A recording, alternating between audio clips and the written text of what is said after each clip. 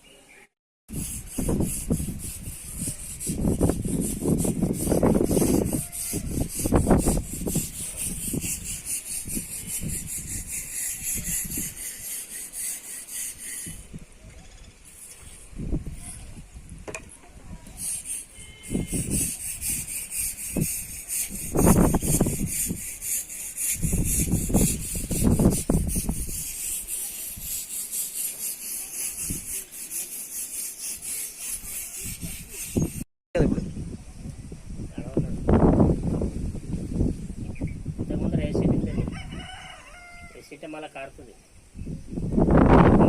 నీరు మళ్ళీ వేస్తుంది. ఎప్పుడు వేసినారు?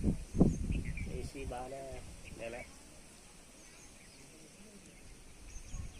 ఏమైనా పాకల్లా వచ్చిందంట కదా, ఆ పాకలంతా మళ్ళీ తీసుకుని మంచిగా